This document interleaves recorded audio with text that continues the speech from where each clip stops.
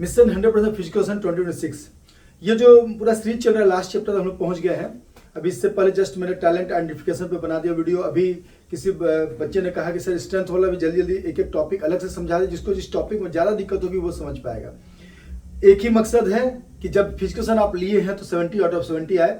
इसके डिस्क्रिप्शन में मैं पूरा प्लेलिस्ट का लिंक डाल दूंगा, जो कि इस बार हम लोग का पूरा चल रहा है, ताकि जो भी बच्चे देखें उस प्लेलिस्ट को पूरा देखने के बाद उनको लग जाए कि नहीं इसके बाहर कोई क्वेश्चन नहीं आएगा, इसी टाइप क्वेश्चन आएगा। विदाउट वेस्टिंग टाइम, ये जो मैंने पीछे लिखा हुआ है इसका भी लिंक जो है इसका डिस्क्रिप्शन रहेगा, तो आप इसको डाउनलोड आराम से कर सकते हो वहां पर। फिलहाल सुन लिए क्या क्या है। फर्स्ट है कि स्ट्रेंथ क्या है, ये पूछेगा। एनसीईआरटी का पूरा ये लिया हुआ है। स्ट्रेंथ क्या है? तो strength is the ability to act against resistance, या फिर strength is the ability to exert force, या strength is the ability of a body part और whole body to exert force. कुछ भी लिखिएगा तो ये इससे रिलेटेड सही है। और एच.एम. बैरो और मिगी ने कहा है strength is ability to act against resistance, तो ये देख लीजिएगा।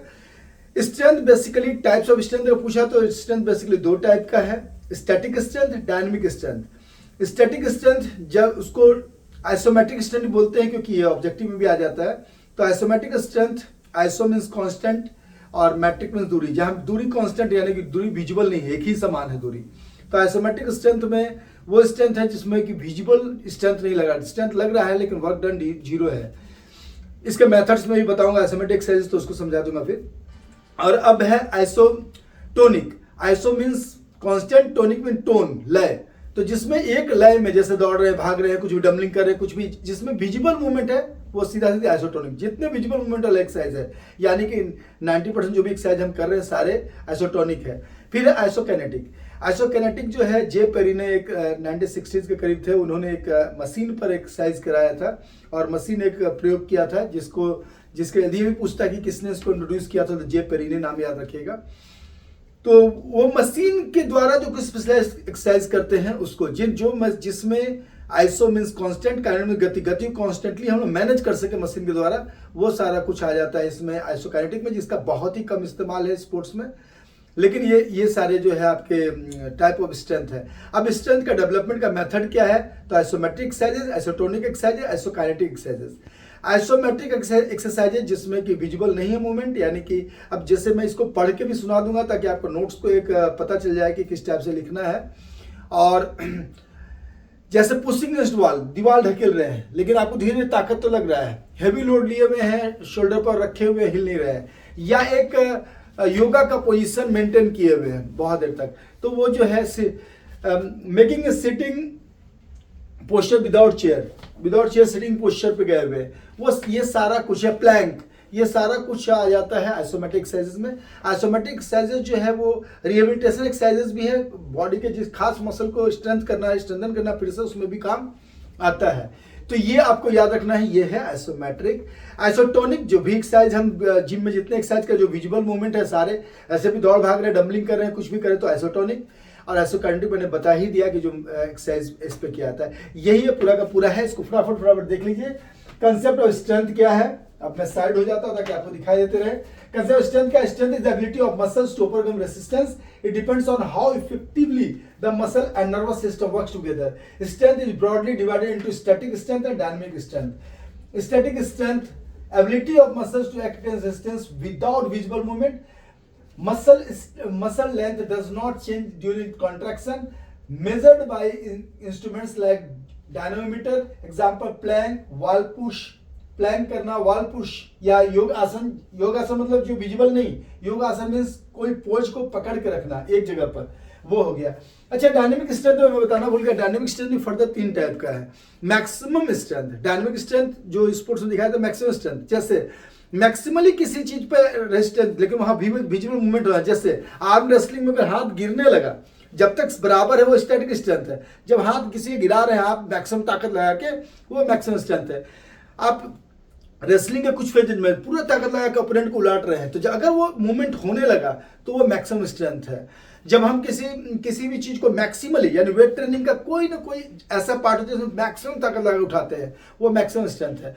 तो अगर कोई पूछेगा कि सर शॉटपुट, डिस्कस, जेवलिन, ये सब में मैक्सिमम स्ट्रेंथ लगाते हैं क्या? नहीं। जब स्ट्रेंथ के साथ स्पीड इन्वॉल्व हो जाता है तो उसको कहते हैं सेकंड पार्ट। डायनेमिक स्ट्रेंथ तीन तरह का, तो पहला maximum strength when a muscle, a part of muscle or whole body muscle act as maximum strength, that is maximum strength. But if speed and strength are combined, जब दोनों combined हो जाते हैं, यानी कि जब स्पीड के साथ हम स्ट्रेंथ अप्लाई करते हैं तो एक्सप्लोसिव स्ट्रेंथ, जिसमें एक्सप्लोजन, धमाका हो।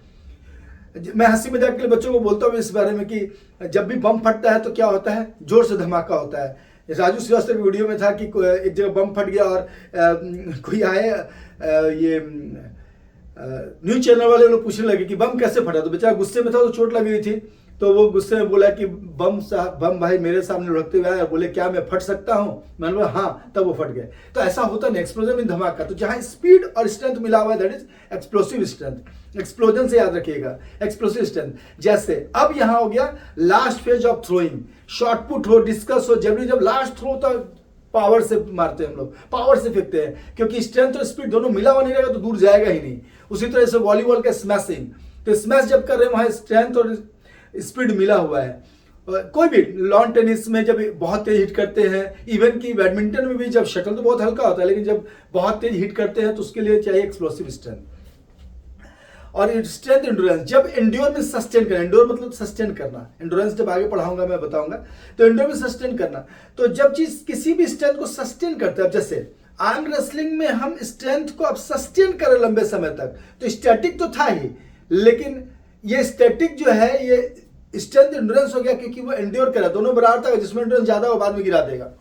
फुटबॉल या कोई भी गेम खेल रहे हैं, जब एंड्योर कर रहे हैं उसको, तो स्ट्रेंथ एंड्योरेंस हो जाएगा। यानी किसी भी स्ट्रेंथ को अगर हम लंबे समय तक लगातार प्रयोग करते हैं तो दैट इज स्ट्रेंथ एंड्योरेंस। तो ये अब आगे जल्दी से आते हैं फिर यहाँ पर जो लिखा हुआ है हम लोग, क्योंकि एक बार समझा देना जरूरी था।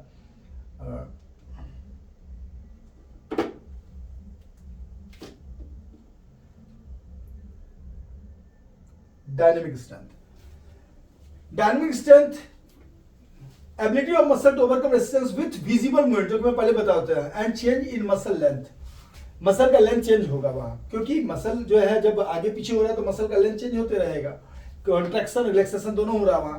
Required activities like pull ups, push ups and squats and all visible exercises, divided to 3 types. Maximum strength, ability to overcome maximum resistance in a single effort, that is weight lifting, throws, maximum strength. लेकिन throws का last part में आ जाता है explosive, ability to overcome resistance as fast as possible, combination of strength and speed, that jumps, sprinting, volleyball, spiking, and last phase of throwing and jumping, last phase of strength endurance, ability to perform muscular work against resistance for longer time under fatigue, long distance swimming या cycling, जब पूरे ताकत के साथ लंबा कर रहे हैं, लॉन्ग डिस्टेंस स्विमिंग में ताकत लगता है, स्ट्रेंथ तो है ही, लंबे समय तक स्ट्रेंथ लगा रहे हैं तो वहां पर आपका स्ट्रेंथ एंड्योरेंस काम करता है। Methods of developing strength, isometric exercise, जो कि मैं पहले बता दिया, no visible joint movement, muscular contract against immovable resistance, require less time and equipment and help. इसका फायदा अगर पूछेगा तो required less time and equipment and help maintain strength. Example wall setting, plank. Wall setting without chair, wall के सहारे सीधा बैठ रहे हैं लेकिन बिना चेयर के। Isotonic exercise, movements are visible and muscle length changes, considered one of the best method for developing strength. Example weight training, running, jumping, calisthenics. Isokinetic exercises जो है performed with special machines where muscle exert maximum force throughout the full range of motion, commonly used in sports training and rehabilitation through though use is limited, जो कि मैंने पहले कहा इसका use बहुत ही limited है। तो इस तरह से ये जो कॉन्सेप्ट है आपको समझ में आ गया होगा। तो और इसी तरह आगे लगे रहिए साथ में। All the best for your exams.